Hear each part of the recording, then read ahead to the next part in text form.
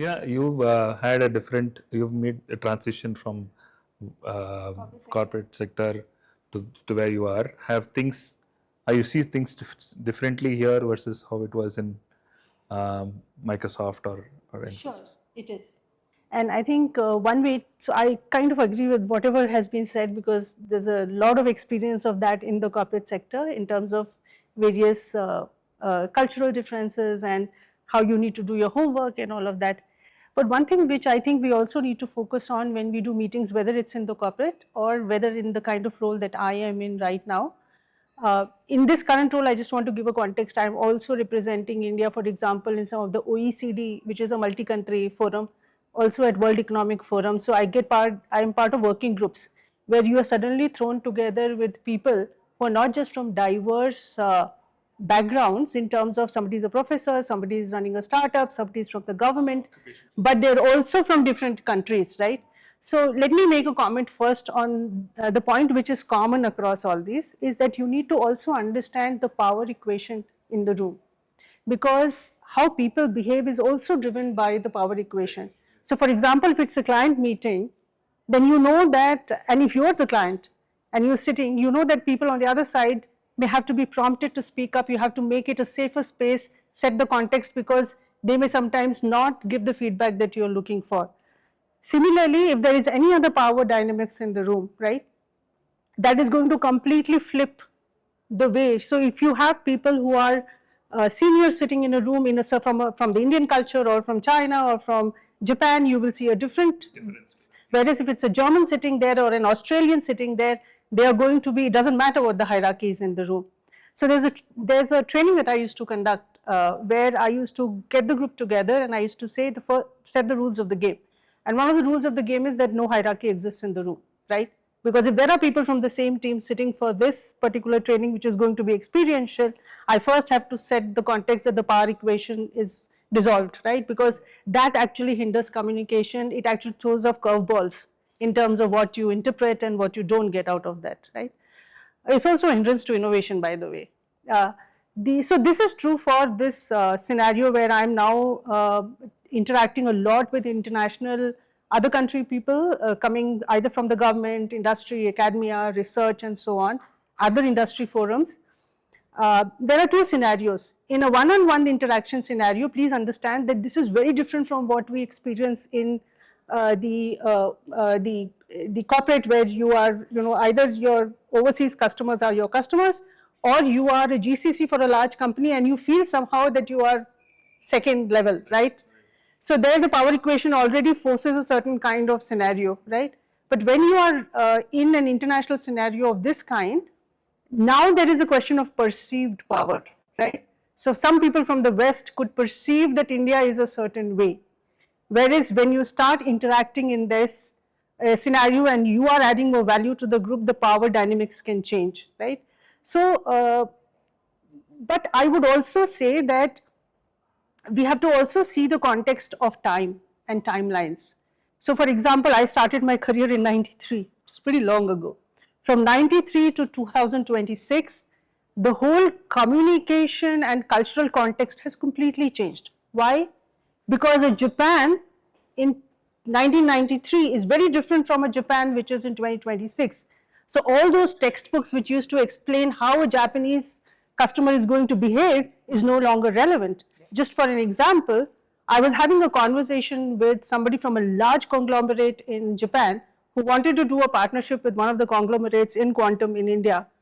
And believe me, I've never seen anybody as pushy. And I was like telling myself, I actually asked the person, were you born and brought up in Japan? He said, yes.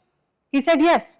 Because that's what we typically associate with a German or an American or an Australian for that matter, right? So I think similarly, the India of today versus the India of 1993 is a very different India, right? So I think the theory of it has to come together with the practice of today to actually really, and this comes with experiences, that when you interact and you observe these conversations, you figure out what's really happening in this. I'll give an example from the, was it, I think early 2000s, right? 2004-5 time frame. Japanese customer, large conglomerate. I was in a services, IT services company at that point in time. My first interaction, not my first interaction that day, but the first deal that I was trying to get done through technology, some solutions that my team was working on. We are sitting in a room and this relationship manager from Japan walks out of the room, right? And he says, Reena, your team can handle it. I'll come back later, have a meeting. We're sitting in the room and these people are politely nodding yes to everything. And my right hand guy actually tells me, this is going really well, right? And I'm looking at that and I'm wondering, what am I missing? Because somebody had told me that it takes 1 year to establish, and we've been in conversation with them for 3 months, and the relationship is not going as per the textbooks, they are nodding, right? So I take a break in between, I walk back, catch the relationship manager and tell him, you forget your meeting, I want you to sit in the room because you're the only person who is working in Japan, right? So this guy comes into the room and I told him, when you get into the room, you signal to me whether they are nodding because they are not understanding anything or they are nodding because they are agreeing. And he told me, not understanding, right? So then we, obviously we said, okay, let's start again. I think we are not making it easy for you. And then they started opening up and saying, right? Like, so I think politeness, right? Because politeness is like, for example, we know certain very basic tenets for every culture, and politeness is like it's the foundation in Japan, right? That's very important for them. So like I said, if she would have understood that I shouldn't have let that gentleman leave in the first place, and my 2 hours are critical, you would have ensured. And that's why I came back to the point of research. He will not leave because the rest of them are just catalysts, probably, or just. Thing of hierarchy is very interesting. The same visit that I made to China. So after that, the Chinese team took us out for dinner, and so we went to this restaurant, and then we were all sitting, and we went in early, so we sat in different places, the table, and then the manager comes to me and says, "This is not how we sit. The vice president sits, and the vice president sits, then the senior manager sits, then the senior manager sits, and that's how you should be sitting."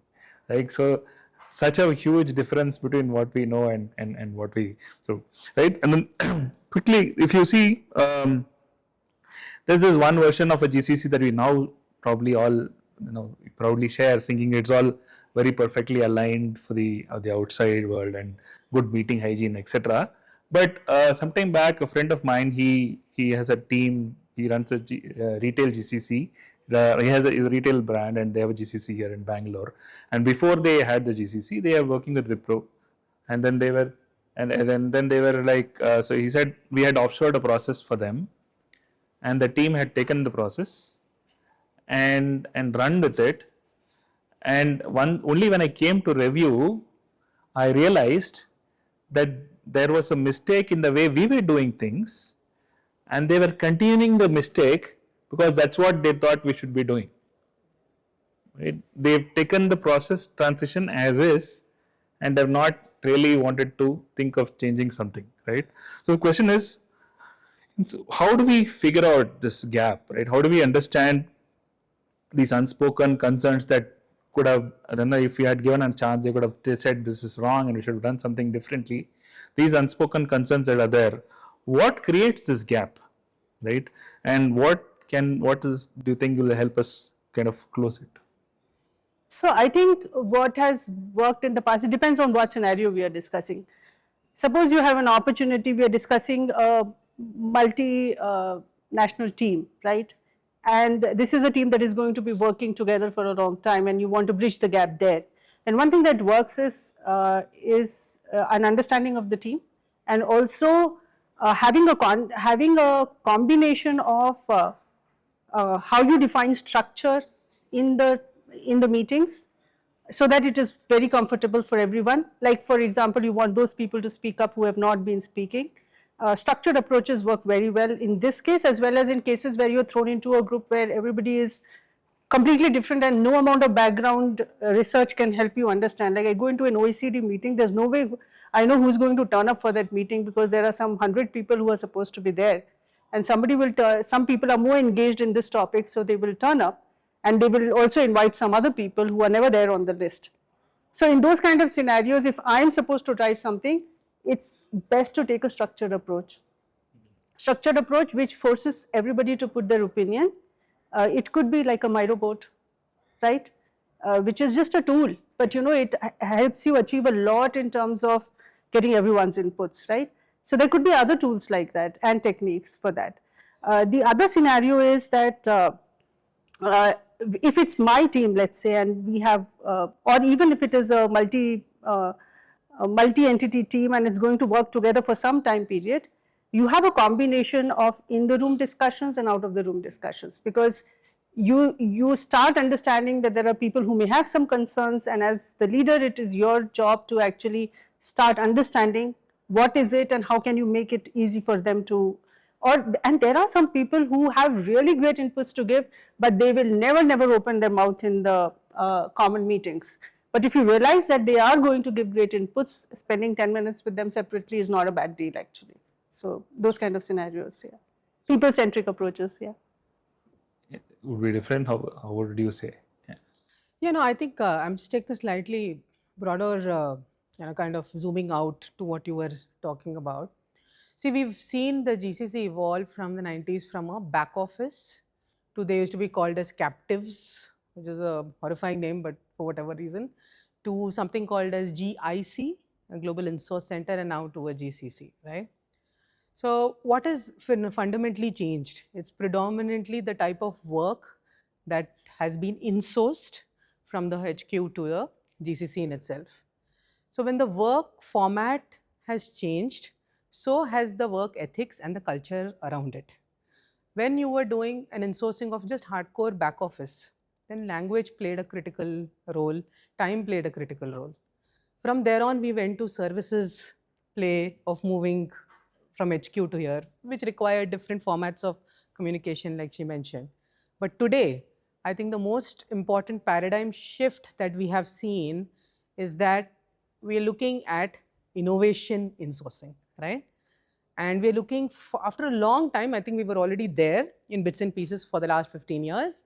But today we are, as India, we are being perceived as an innovation excellence center. So when we speak innovation, we are talking about research, development, and this is the type of communication or the peers that we are discussing with. So just think of how we have transitioned from a typical back office communication to an innovation communication. And that despite cultures, what we are showcasing today are hardcore outcome-driven goals as part of innovation. Now we ourselves perceive them as peers to them, and because we are peers, we don't have the hesitation that we probably had respect quotient, earlier. if we call that. And then we have the whole concept of to the power of AI right now. If I might call it as GCC to the power of AI, which adds to your whole tooling part of it. But the essence of it is, first of all, I would still prefer, and I keep saying that in all my conversations, is that we shouldn't be called as GCC anymore. We are a location. We are a plus location. London is a location. Tokyo is a location. India is a location. Hyderabad is a location. My innovation sits here. My knowledge sits here. I think sooner or later, the whole concept of GCC has to be taken away, because we are no longer a cost arbitrage organization. We are no longer cheap, right? We are no longer cheap as India. We are equally, or as a matter of fact, more expensive than most of the other organizations. So that culture shift in the GCC itself has kind of enabled us. And now coming back to your communication angle of it, when you are peers, right, that respect has increased, the ease of doing business has increased with whether they're Japanese, whether they are French, whether they're Europeans or, or Middle East.